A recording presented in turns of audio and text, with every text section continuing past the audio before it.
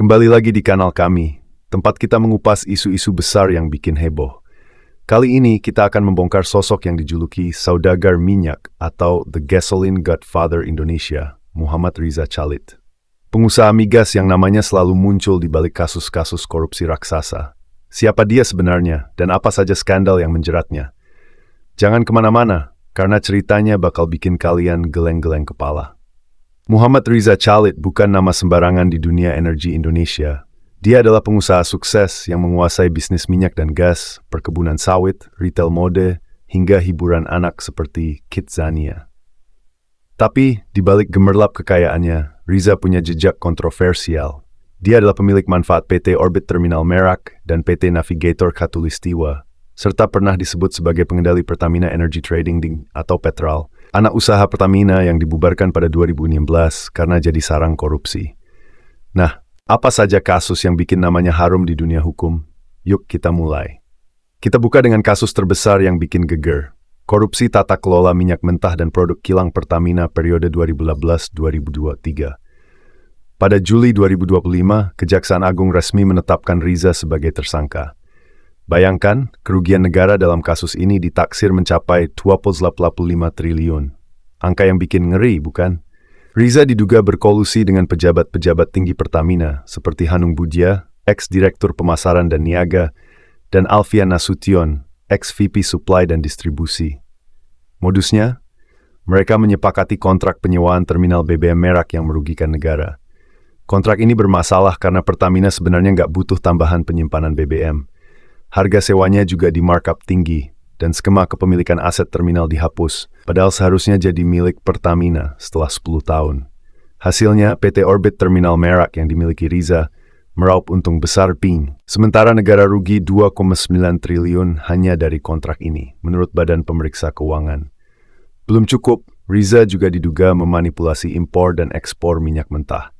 Dia mengatur agar kapal pengangkut minyak dari Afrika dimenangkan oleh perusahaan terafiliasi, dengan markup harga kontrak hingga di 11-15%.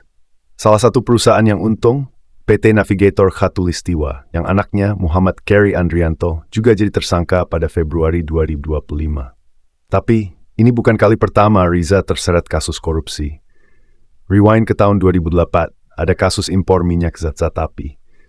Pertamina mengimpor 600.000 barel minyak campuran jenis zat api melalui dua perusahaan terkait Riza, Global Resources Energy, dan Gold Manor. Harga impornya dianggap nggak kompetitif, bikin Pertamina rugi sekitar 65 miliar dalam satu transaksi.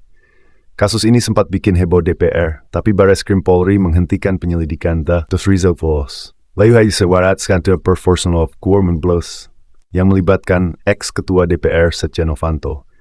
Riza diduga ikut dalam lobi kotor untuk meminta saham Freeport sebesar 20%, sebagai syarat perpanjangan kontrak tambang yang akan berakhir pada 2021. Pertemuan rahasia di Hotel Ritz-Carlton Jakarta jadi sorotan.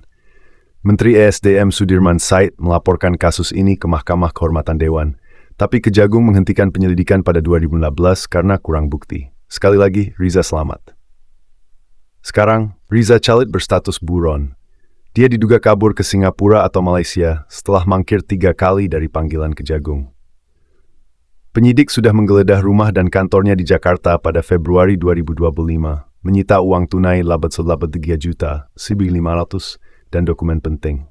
Kejagung juga berkoordinasi dengan otoritas Singapura dan rencananya akan menerbitkan red notice untuk menangkapnya. Tapi, rumor di kalangan pengamat bilang Riza punya daftar hitam pejabat tinggi yang terlibat korupsi migas. Apakah ini jadi kartu as yang bikin dia sulit disentuh hukum selama ini? Kasus Riza ini bikin kita bertanya, akankah Raja Minyak ini akhirnya diadili, atau dia bakal lolos lagi seperti di kasus-kasus sebelumnya? Yang jelas, kasus ini jadi bukti betapa rumitnya pemberantasan mafia migas di Indonesia. Menurut kalian, apa langkah berikutnya yang harus diambil Kejagung? Tulis pendapat kalian di kolom komentar. Jangan lupa like, share, dan subscribe untuk update kasus-kasus besar lainnya. Tekan lonceng biar nggak ketinggalan video berikutnya. Sampai jumpa teman-teman.